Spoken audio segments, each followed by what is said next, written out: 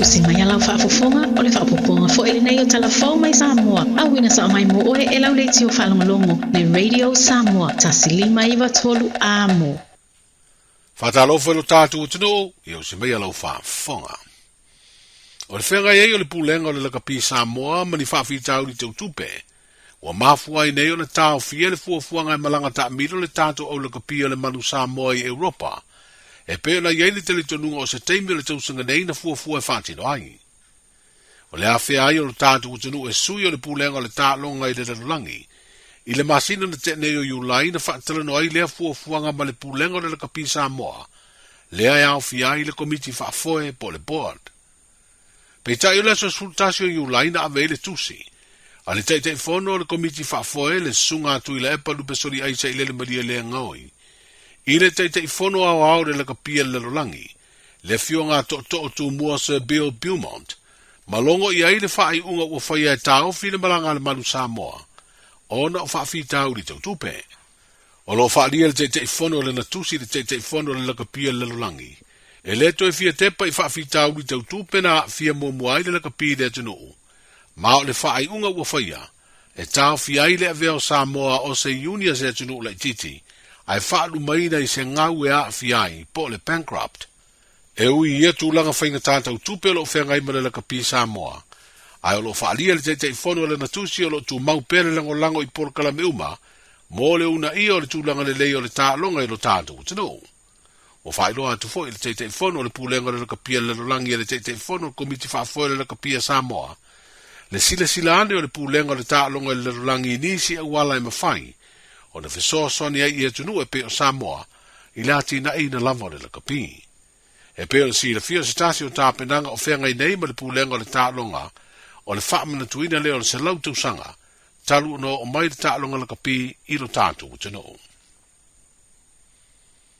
O le toa iwo tau le lea me le fio anga o whale ulolo o moli e leo, i le ngai o inga na wha umati ai le whale o se ainga i lea fio anga i se masina i le ima maute le atu. O le to'atasio i lātou ua tuua le atunu ue peo na whaelo ai le lo ia leo. I le uto e wāla au le mata upule nei le songa fua le vāia so nei lumo le fionga le whaamsino. O le whaamsino ngasili. Le fionga whipule ai ambero sa Roma. Sa talo sanga ine le lo ia leo se tusi sai. E sa idi ai le li ua tuua du tātou. Zino, peitai. E le italia le whaamsino le nei talo sanga o nei le tu inatu e leo se tusi. E samani ai lea tau le lea e o atu i le aso le whaamsino nga. O le taule lea walu ese ma Samoa o PJ, mai loa i le isi o na ingoa, o te tele pii le pale. Ai mo le isi to valu i la tau na tutula i le whaamsinonga o leo watu i eile avanoa, e sa ili atu ai i le stara le whaamsinonga po o talia le la tu talo sanga, mo se lo ia e tutongi le malo e tula i mo i la tong. O i la tau ia e ofi ai Henry po Enelico Ferten, tua olo palangi pii po tua olo Ferten, vai a lia paneta, vaiao makelusa le vasa, Blessed Fretten e loa leisio na ingoa o palasa, o Viliamu Fretten leisio na ingoa o fale ula pii, Teofilo feteia i pii, ma maua i seaso Teofilo. E le tu inatu ni talia i lato umanei morianga leo, ma o le ato e vala au le asonga fuas furuiva o kuso, i o lato morianga e te tauai o na maua se tali, mo se lo ia e tutongi le malo e tu lai mo i lato. O le ailoa i fo i le aso lea se isi whaamtalanga mai lo ia leo, i le tasi o tau le lea e toa iwa iai i latou, lea walu ese maro tātu utanuu, ai o lo iai mōri anga sori tū la fono o lo tua iai. O ai einga o lo te talai i latou nei o le saini le ofisio leo, ma tāo fia uma o latou tu se folau. O mai ona tu ina atu le tali te te e papali i sia fi kauri mōri anga leo, e pena sa whailoa ana lo ia le tasi o wala au ngol nei mata upu peitai. O le toi funga ino le mata upu nei le amatanga o le vai aso. Na whailoa ia ana lo ia o yeise langona o leo lo moli o le a yeise suinga o la natali. I nisi o morianga o lo tua iai. E le o iloa po aia morianga. Ai o lea foi ua whailoa ana lo ia o toi wha maui i tua le tāro sanga te tala i tua leo o lo molia. Wa wha au au pēo na nofu tāo fia papali i sia fi kaol, i le vainga leo le whale pui tānu malala, e whaatari ai le aso se furuiva o kuso e toi tūla iai. O le vala unga lea te taune tu ina atu ai se whaamtalanga mai lo ia leo, i tūlanga ua whailo atu e lo ia le o lo molia. e le tu ina tu lava e lo ia le tu ono tua ia se li poti, i le tu langa o le soifua malolo ino le mafau o le tamaitai o lo tua ia, a watasi leo talo sanga na tu ava no ai le whaamasinonga, o se sa i li linga le tu langa o iei le mafau o papali i sia fi kel.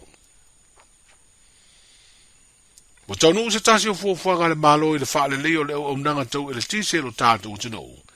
E peo na amata wha o ngā i nei afi sua u fau e wha, e ngau si ai le tise. O se fuafuanga o wha o ngā i le tolu i upolu o nei afi, e peo na mai o na wha atutu i furu a sau. A o le isi tasi o wha o ngā mo le tātou motu tele i se la whai. Wa wha i roa ni min staan wha la pitonga tau e le tise, le tō wha i a olo o forfiti wa ai. O afi wa amata whaonga nei o se tāpenanga e au tūle i le si tia o le whaonga ino le tise. Ai mai se le fono a malo o le tāmpulenga, o le amatua si tia i le mana o mia o lea au au nanga. Whaalia le ministan te leina o le tautua i afi fōtau e le tise, o le leo tūlanga tautupe le whaalaptonga na whaatupei le au mai o i afi, i le tau e se fulu tesi ma le fitu miliona tā la. O le tise o lo mawhai o na ngaosi i le taimi nei. Mai a tātou wafikiso i whianga, a whiwai, ma whisola, ma nai pēpea e lua o lau tau sa iri se sa vidi ma losi e whata vidi ai. E tusa lea ma le tolu se fulu lua me ka waki leo whainga atoa.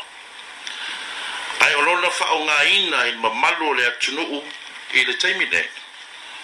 Ua o atu nei i le tolu se fulu me ka waki. O lona winga, toe lua me ka waki lo toe nei ma wha leo leo.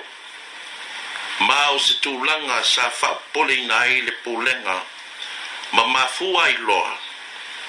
O na oka mai nei a fifou e wha, ma ua maua i le isi valu whau popo. E pui ai ni wha le tonu e ono tūlai mai. Wa atoa i nei le se fulu me ka waki wha leo leo, ma e taritonu le pūlenga, ua lava matatoe lea malo si anga mo le taimi nei o le upumoni. O le tele o tātou wafi, tuai o lo iai pea, manatu wa tala la tō pensiona ma ua o fo i le taimi, e wha malo lo manu malo ai. O afi fo i nei e wha, sa wha tupe ina lava i le pūlenga o malo si anga tau e tise. I longa tau e tusa mali se fulu te si fitu miliona o lona winga. O lo le lei lava le wha soa te tau wina o tupe al pōlenga. Ma wha sa o atua i loa nisi o pōlenga wha pea ua ngau le IPC. O le upumoni ua tutua le IPC. Ua tutua le taitai fono tutua malak komiti wha foe. Ai siri ai. Ona tutu ale li pole sa o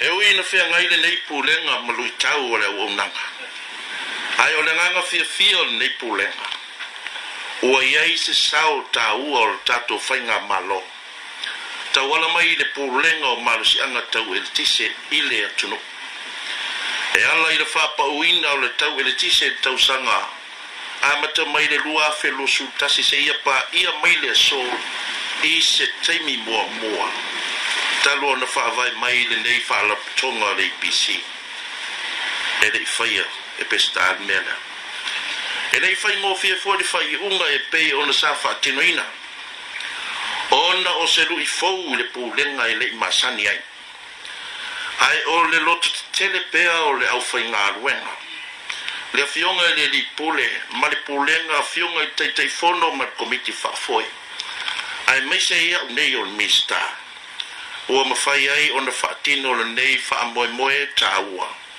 ma ua alalanga i lo tātou o tunu o i le tau ngō fia o le eltisi a o nei lava e si i lunga le tau o swau ai sea e whaatāua maamana ia le pulenga ai mai se tātou whainga malo le au nei o tātou tamata.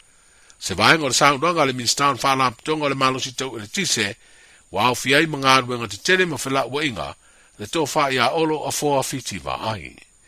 Le fionga le whong fitalai o le pāle mene, le sunga papali i li olo i pola ta eu masipau, na ave iai le wha alo na te oti le lipine, e te tala aloa i ai le whaonga ina ui afi ele tise fou, wa ngaosi ai ele tise mai le suau.